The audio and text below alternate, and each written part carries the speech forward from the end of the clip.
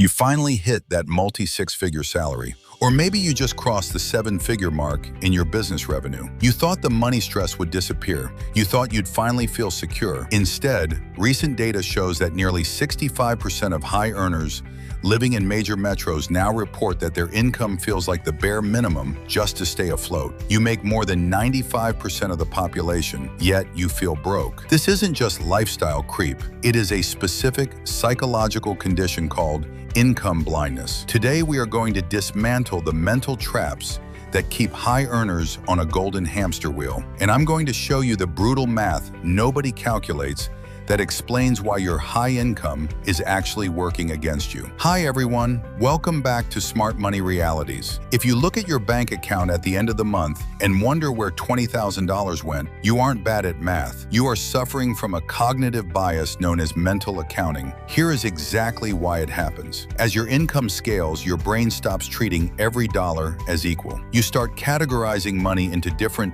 buckets based on where it came from. The bonus check, the stock dividend, the salary. The reality is, this compartmentalization is the silent killer of wealth. It tricks you into spending found money like it's free while stressing over the price of coffee. Today, we are going to audit your brain, the trap of mental accounting. Let's start by defining the enemy. In behavioral finance, mental accounting is the tendency to assign subjective value to money based on its source. Imagine you find $500 on the street. You might take your partner out to a Michelin-star dinner that night without a second thought. Now, imagine you worked 5 hours of overtime to earn that same $500. You are far less likely to blow it on a single meal. Economically, money is fungible. A dollar is a dollar is a dollar, but psychologically, it's not. High earners fall into this trap the hardest. You treat your base salary as survival money, mortgage, cars, insurance. You treat your annual bonus or RSU vesting as play money. Here is the brutal math nobody calculates. If you earn a $50,000 bonus and spend $40,000 of it on a boat or a luxury watch, you tell yourself you can afford it. But if you had $40,000 of credit card debt at 20%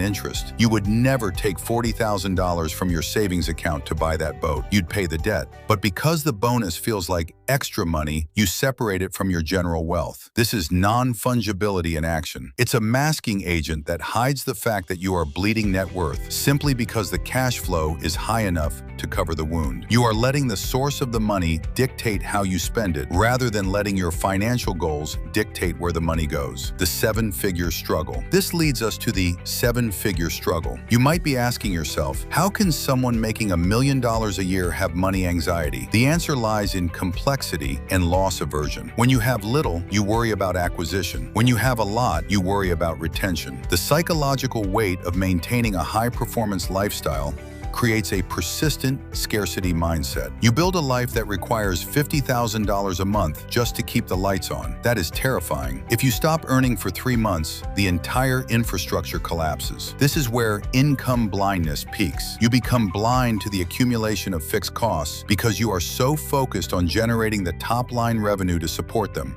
You develop a fear of regression. The dread of going backward after achieving stability is psychologically more powerful than the joy of gaining more wealth. This anxiety drives you to make irrational decisions, like hoarding cash in low-yield savings accounts because you're terrified of the market, or conversely, making high-risk speculative bets to catch up because you feel like your savings rate isn't high enough. Case study, the slop factor. Let's look at a concrete case study to see how this destroys wealth. Meet Mark and Sarah. Combined income of $650,000. Mark is a surgeon.